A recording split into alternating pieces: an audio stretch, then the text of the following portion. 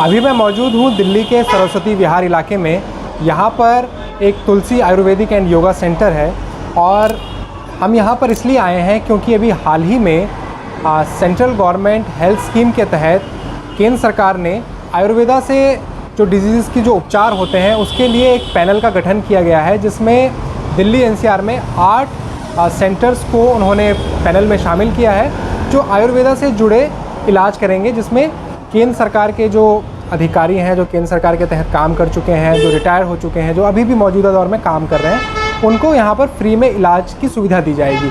सबसे पहले 2020 में इसकी शुरुआत हुई थी, जब CGHS यानी कि सेंट्रल गवर्नमेंट हेल्थ स्कीम के तहत आयुर्वेदा और नेचुरोपैथी और योगा को शामिल करने की बात हुई थी। उस समय एक पायलट प्रोजेक्ट चलाया गया था जिसमें दिल्ली के कई सेंटर्स में इसकी शुरुआत देखी गई थी, जहाँ पर 6 से 8 महीने तक किस तरीके से ये प्रारूप लेगा, किस तरीके से इलाज होगा, उस पे काम हुआ था। उसके बाद अभी हाल ही में 28 जून को एक नया पैनल बनाया गया है केंद्र सरकार की तरफ से, और उसमें इन सेंटरों में आयुर्वेदिक तरीके से लोगों का उपचार चल रहा है। तो हम यहाँ पर जानने की कोशिश करेंगे कि ये उपचार क्या है, इन उपचारों के तहत किस तरीक़ों से उपचार किया जा रहा है, लोगों की प्रतिक्रिया क्या है। CGHS के तहत जब लोग उपचार करा रहे हैं तो वो क्या मान रहे हैं कि उनके जीवन में एलोपैथी से हटकर जब वो आयुर्वेदा की तरफ आए हैं तो क्या क्या उनके जीवन में बदलाव हो रहे हैं उपचार के स्तर पर। इन सभी चीज़ों को हम जानेंगे इस सेंटर से, और हम तमाम लोगों से बातचीत करेंगे कि उनके अनुभव इस बारे में क्या रहे हैं। 71 साल की सावित्री बीते कुछ सालों से सर्वाइकल और दाएं हाथ में स्टिफनेस से परेशान है। वे कई प्राइवेट अस्पतालों में गईं, लेकिन कोई असर नहीं हुआ। और फिर एक दिन दिल्ली के रानी बाग में हुए सत्संग में उन्हें सरस्वती विहार के तुलसी आयुर्वेदिक एंड योगा सेंटर के बारे में पता चला, जहां पंचकर्मा ट्रीटमेंट दिया जाता है। 25 जुलाई को उमस भरी दोपहर में करीब 12 बजे के करीब रानी बाग से रिक्शा पकड़कर सावित्री सरस्वती विहार के सेंटर पहुंचती है। इस सेंटर में आने का ये उनका तीसरा दिन था। CGHS पैनल में आयुष को जोड़ने के साथ ही दिल्ली NCR में सावित्री की तरह हजारों की संख्या में पेंशन भोगियों के लिए इलाज का ये एक नया माध्यम बन गया है। CGHS एम्प्लॉयज़ ज़्यादातर हमारे पास पेंशनर्स आते हैं, सर्विस वाले भी आते हैं, बट पेंशनर्स ज़्यादा आते हैं, वो ज़्यादा बेनिफिट ले पा रहे हैं क्योंकि ओल्ड एज होती है। तो ओल्ड एज में आके उनको बोन्स की प्रॉब्लम होनी शुरू हो जाती है। शैटिका पेन है, माइग्रेन है, सर्वाइकल है, बैक पेन है, L4 L5 कंप्रेशन के पेशेंट होते हैं, या हमारे पास स्टिफनेस, शोल्डर स्टिफनेस है, बॉडी स्टिफनेस है, काम करने में उनको दिक्कत होती है, मस्कुलर वीकनेस है। इस टाइप के पेशेंट हमारे पास ज़्यादा आते हैं। हम उनको पंचकर्मा थेरेपी से ठीक करने की कोशिश करते हैं कि मेडिसिन उनको ना देनी पड़े, क्योंकि जितने भी पेशेंट आते हैं वो हमें यही कहते हैं कि मेडिसिन खा के हम थक चुके हैं। तो हमें उनको पंचकर्मा थेरेपी की रिक्वायरमेंट ज़्यादा होती है। मेडिसिन हम उनको बोलते हैं कि नहीं खाना चाहते मत खाओ, हम पंचकर्मा से ही उनको ठीक करेंगे। हम यहाँ पे अभ्यंग स्वेदन, पोटली मसाज, शिरोधारा, गर्दन के लिए ग्रीवावस्थी है, कमर के लिए कटिवस्थी, घुटने दर्द के लिए जिनको घुटने की रिप्लेसमेंट की ज़रूरत पड़ने लगी है, उसको भी हम कोशिश करते हैं कि अवॉइड हो जाए ऑपरेशन, और उनको हम जानुवस्थी ट्रीटमेंट यहाँ से प्रोवाइड कराते हैं। काफ़ी पेशेंट को काफ़ी बेनिफिट मिला है। सरस्वती विहार के सेंटर में घुसते ही पंचकर्मा पद्धति के बारे में जानकारी देखने को मिलती है। वहीं कुछ कर्मचारी आयुर्वेदिक गुणों वाली पत्तियों को कढ़ाई में उबालते नजर आते हैं ताकि उससे पोटली बनाई जा सके। ये सेंटर चलाने वाली डॉक्टर वीना अरोड़ा का फ़ोन इन दिनों लगातार बजता रहता है, और दूसरी तरफ होते हैं CGHS पैनल के बारे में पूछने वाले मरीज़। जब पहले 1 साल के लिए पायलट प्रोजेक्ट ये आया था तब कम लोगों को पता था। उसके बाद ये पैनल हमारा 31 मार्च को फिनिश हो गया था। फिर 1.5 ईयर पैनल नहीं आ पाया। उस ड्यूरेशन में लोगों को पता चलता रहा एक दूसरे से, माउथ टू माउथ, कि पैनल में हम आयुर्वेदिक थेरेपी ले सकते हैं, क्योंकि ये जो पीरियड था वो कोविड के बाद का पीरियड था। कोविड के बाद के पीरियड में लोगों को बहुत अवेयरनेस आई आयुर्वेद को लेके, तो लोग मेरे पास कम से कम दिन में 10 से 15 कॉल डेली आती थी कि पैनल कब आएगा। हम लोग भी बोल देते थे कि 1 महीने में आने वाला है, क्योंकि हमें भी श्योरिटी नहीं थी कि वो कब आने वाला है। But now thanks to Modi ji, हमारे जो डायरेक्टर हैं CMO, जो उसके CGHS के डायरेक्टर हैं, आयुर्वेद के डायरेक्टर हैं डॉक्टर अशोक इटली जी, इन सबको बहुत बहुत थैंक यू, क्योंकि ये पैनल आया है तो लोगों में अब CGHS के जितने बेनिफिशरीज़ हैं, पेंशनर हैं, सर्विस वाले हैं, वो बेनिफिट ले रहे हैं।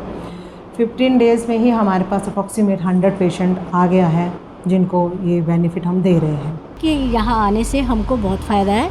और ऐसा ही ये पद्धति एलोपैथी के जो करवाते हैं एक्सरसाइज वगैरह, उससे ये बेटर है। और इस पंचकर्मा से, और जैसे कटी बस्ती और ये जानू बस्ती और शिरोधारा, इनसे हमको नेचुरल रिलीफ मिलता है। और ये अभ्यंगम, इनसे हमें नेचुरल रिलीफ मिलता है और हमारे पेन्स में आराम मिलता है लोगों को। जैसे मेरे जॉइंट में बहुत पेन था यहाँ और मुझे कुछ बहुत आराम है। तो ऐसे ही अगर ये पद्धति रहेगी और ये हम पैनल में रहेंगे तो जितने भी एजेड और पेंशनर्स हैं, ज़रूरतमंद हैं, और उनको इसका लाभ मिल पाएगा। और ये पद्धति हमारे पेंशनर्स के लिए बहुत फ़ायदेमंद है और ये होनी बहुत ज़रूरी है, जो पहले कभी नहीं थी। स्वदेशी हेल्थ केयर सिस्टम जैसे कि आयुर्वेद, नेचुरोपैथी और योग को लेकर बीते 2 दशकों में भारत में काफ़ी जागरूकता आई है। पहले इसे बाबा रामदेव और फिर मोदी सरकार ने काफ़ी प्रचार प्रसार किया। 2014 से पहले आयुष सिर्फ एक विभाग हुआ करता था, लेकिन मोदी सरकार के आने के बाद इसे मंत्रालय बनाया गया।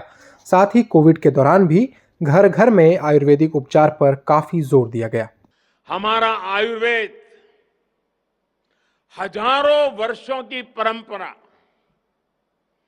हजारों वर्षों की तपस्या का प्रतीक है। आयुर्वेद की समृद्धि के पीछे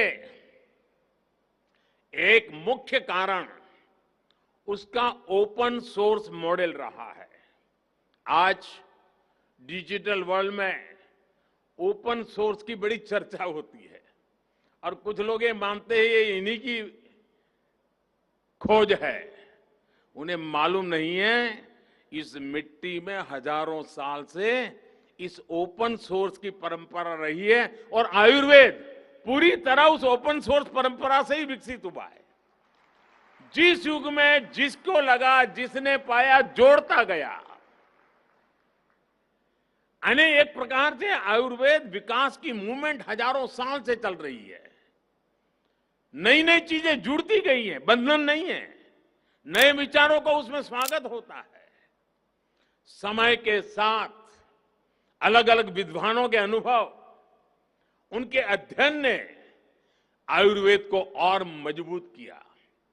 2014 में जब केंद्र में नरेंद्र मोदी की सरकार बनी तो उसके बाद देखा गया कि आयुर्वेद के फील्ड को काफ़ी बढ़ावा दिया जा रहा है, आयुर्वेदिक उपचार को काफ़ी बढ़ावा दिया जा रहा है। इस स्थिति में 2014-15 के आसपास नेशनल आयुर्वेदिक मिशन का भी गठन किया गया, जो कि आयुर्वेदिक से जुड़े रिसर्च कामों पर वो देख रहा था। उसके बाद कई इंस्टीट्यूट्स भी आयुर्वेद से जुड़े देश में खोले गए और जो all India institute of Ayurveda है दिल्ली में, उसमें भी कई डिपार्टमेंट्स को जिम्मेदारी दी गई कि आयुर्वेद से जुड़ी चीज़ों पर रिसर्च किया जाए ताकि इसके उपचार को लेकर और भी चीज़ें की जाए। इसी क्रम में अब केंद्र सरकार के जो अधिकारी रह चुके हैं, जो रिटायर हो चुके हैं और जो अभी सर्विस कर रहे हैं, उनके स्वास्थ्य के लिए CGHS पैनल में आयुर्वेदा, योगा और नेचुरोपैथी को जोड़ा है ताकि इन माध्यमों से भी उनका उपचार हो सके, जो कि पूरी तरह से मुफ्त होगा, जिसका खर्च सरकार वहन करेगी। डे केयर सुविधा में मरीज को एक साथ 14 दिन की सुविधा दी जा रही है। उसके बाद 3 महीने के अंतराल के बाद फिर से व्यक्ति को 14 दिन का इलाज मिल सकता है। CGHS में पहले 1 साल के लिए आया था CGHS हमारे पास पायलट प्रोजेक्ट के रूप में, तब 1 साल तक रहा था। हमारे पास काफ़ी पेशेंट आए थे उस टाइम भी। फिर पेशेंट्स के फीडबैक गए डायरेक्टर जी के पास और जो CGHS के जो हेडक्वार्टर्स हैं वहाँ पे सबकी हम लोगों के जो फाइलें गई हैं उनमें उनके फीडबैक गए, पेशेंट्स के फीडबैक अच्छे मिले तो उन्होंने फिर एफर्ट्स करे। जो CGHS के डायरेक्टर्स हैं और आयुर्वेद के जो डायरेक्टर हैं CGHS में, उनके एफर्ट से हमारे पास पैनल वापस आया है CGHS का। काफ़ी बेनिफिशरीज़ हैं जिन्होंने फ़ायदा उठाया है और वो उठा भी रहे हैं फ़ायदा। 69 साल के कमल सनहोत्रा भारत सरकार के पर्यटन मंत्रालय में काम कर चुके हैं और बीते 2-3 साल उनके बहुत दर्द भरे रहे हैं। उनकी हिप जॉइंट में समस्या है, जिस कारण उन्हें शरीर को हिला पाने में भी तकलीफ होती थी। तकरीबन 45 मिनट के सेशन के बाद जब कमल सनहोत्रा थेरेपी कराकर निकले तो उन्होंने कहा, Today is the 9th day when I am taking this treatment. I am satisfied, rather I would I have no words in recommendation. This is 80% my body feels relaxation. This treatment is the superb. कि ये जो Ayurvedic treatment है including panchakarma में, ये एक बहुत ancient therapy थी जो कि समय के साथ साथ पीछे होगी। हम गवर्नमेंट एम्प्लॉयज़ के पास हमारे पास एक ही ऑप्शन होता था जो कि allopathy. But this Ayurveda panchakarma जो ट्रीटमेंट है ये एक बहुत प्राचीन पद्धति थी जो कि धीरे धीरे हम जो गवर्नमेंट एम्प्लॉयज़ थे हम उस पर रहने की वजह से सिर्फ एलोपैथी ही सामने दिखती थी और हमें वहीं जाना पड़ता था। तो अब ये जो CGHS के पैनल में इसको शामिल किया गया है, ये एक रिटायरमेंट लोगों के लिए भी और एम्प्लॉयज़ के लिए भी एक वरदान साबित हुआ है और आगे आने वाले समय में भी ये उनको बहुत ही उनके शरीर के लिए एक जो कि एक नीड है, एक आवश्यकता है, इस शरीर को ज़रूरत है। भारत में हमेशा से ही एलोपैथी बनाम आयुर्वेद को लेकर बहस रही है, लेकिन आयुष मंत्रालय के अधिकारी मानते हैं कि उपचार के सभी तरीकों को साथ लेकर चलने की ज़रूरत है। एक अधिकारी ने बताया कि आयुर्वेद और नेचुरोपैथी तो हमारा अपना है, इसलिए इसे प्रमोट किया जाना चाहिए। In Ayurveda, they treat with herbal medicines like पोटली मसाज, नस्यम एंड कटी बस्ती। इसको इसमें प्रयोग पे करते हैं, इससे आपकी बॉडी को एक तरह से रिलैक्सेशन फील होता है। तो जहाँ जहाँ आपका बॉडी का जो ब्लड सर्कुलेशन रुका हुआ होता है वो चलता है। एलोपैथिक अपनी जगह बहुत अच्छा है, no doubt at all, but हर एलोपैथी का, जैसे मैंने पहले भी कहा, कि वो हर पैथी का अपना एक अलग ही उसका सिग्निफिकेंस होता है। तो जैसी नीड होती है उस हिसाब से होता है। हाँ, इस चीज़ की जो आयुर्वेदा में इसको शामिल किया गया पंचकर्मा थेरेपी को, this was a missing link which they have introduced right on and introduced by the CGHS, by the present government. Ayurvedic डॉक्टरों का कहना है कि एलोपैथी के मुकाबले आयुष उपचार ज़्यादा महंगा है। 45 से 50 मिनट के सेशन की कीमत 300 से 1500 रुपए के बीच होती है, जो थेरेपी के आधार पर निर्धारित होती है। सर, आयुर्वेदिक और एलोपैथी में जो डिबेट होती रही है वो कभी ख़त्म नहीं हो सकती। हम भी नहीं कहते कि एलोपैथिक गलत है, लेकिन एलोपैथिक में ये होता है कि वो आयुर्वेद को कभी वो बोल देते हैं आयुर्वेद के अगेंस्ट कि नहीं आयुर्वेदिक ना हो, लेकिन हम लोग नहीं कहते क्योंकि हमें पता है ट्रीटमेंट जो हमारे पास आयुर्वेदिक के लिए जो भी पेशेंट ट्रीटमेंट के लिए आएगा उसको थोड़ा टाइम लगता है। तो पेशेंस के अंदर पेशेंस होगी तो वो आयुर्वेदिक ट्रीटमेंट ले पाएगा आराम से। लेकिन अगर पेशेंस नहीं रख पाओगे तो उसको ट्रीटमेंट देना मुश्किल हो जाता है। लेकिन कुछ थेरेपीज़, कुछ आप बोलोगे डिजीज़, कुछ बीमारियां इस टाइप की हैं जो सिर्फ आयुर्वेद से ही ठीक होती हैं। एलोपैथिक इंस्टेंट काम करता है, इंस्टेंट कोई बीमारी है, सर्जरी है, वो एलोपैथिक करता है, हम मानते हैं इस चीज़ को। लेकिन काफ़ी सारी ऐसी ओल्ड एज वाली डिजीज़ भी हैं, यंग एज वाली भी हैं, जैसे सर्वाइकल है, न्यूरोपैथी है, आपका शैटिका है, बैक पेन है, आपका पैरालाइटिक अटैक के बाद जो हमारी बॉडी में हमारी बॉडी काम करना हाफ किसी की फुल, जो मस्कुलर वीकनेस आ जाती है, बॉडी काम करना बंद कर देती है, डिप्रेशन है। एलोपैथिक में इनमें मेडिसिन दी जाती है, लेकिन हम इसको थेरेपी से ही ठीक करते हैं। फिलहाल CGHS पैनल में दिल्ली NCR के 8 सेंटर को जोड़ा गया है। वहीं 35 सेंटर्स की एप्लीकेशन सरकार के पास अभी पेंडिंग है। आने वाले वक्त में इसे पूरे देश में लागू करने की तैयारी चल रही है। अभी मैं दिल्ली के CGHS के हेडक्वार्टर के पास खड़ा हूँ और CGHS यानी कि सेंट्रल गवर्नमेंट हेल्थ स्कीम, यानी कि केंद्र सरकार के जितने भी अधिकारी हैं और जितने भी रिटायर्ड हो चुके हैं जिनको पेंशन मिलती है, उनके स्वास्थ्य से जुड़ी जितनी भी नीतियां बनाई जाती हैं, जितने भी हेल्थ बेनिफिट्स मिले जाते हैं, उसके सारे निर्णय यहीं लिए जाते हैं। और ऐसा ही निर्णय 2020 में लिया गया था, जब एलोपैथी के अलावा आयुष को भी ट्रीटमेंट के डे केयर फैसिलिटी में जोड़ा गया। उसका काफ़ी हद तक लोग इस्तेमाल कर रहे हैं, पेंशनर्स इस्तेमाल कर रहे हैं, जो कि काफ़ी खुश भी है जब हम अलग अलग सेंटर्स पर जाके उनसे मिले। तो इसमें ये बताया गया कि इसको 2020 में पायलट प्रोजेक्ट के तौर पर शुरू किया गया और पायलट प्रोजेक्ट के तौर पर जब इसके फीडबैक्स आए तो कुछ फीडबैक्स ख़राब आए, कुछ फीडबैक्स अच्छे आए।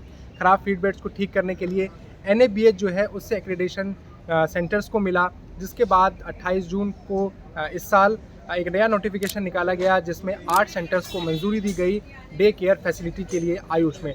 तो आयुष के अधिकारियों ने बताया कि सरकार चाहती है कि आयुष को, आयुर्वेदा ट्रीटमेंट को बढ़ावा दिया जाए, इसलिए इसे दिल्ली और NCR में भी लागू किया गया है और आने वाले वक्त में देश के अलग अलग राज्यों में भी इसे लागू किया जाएगा।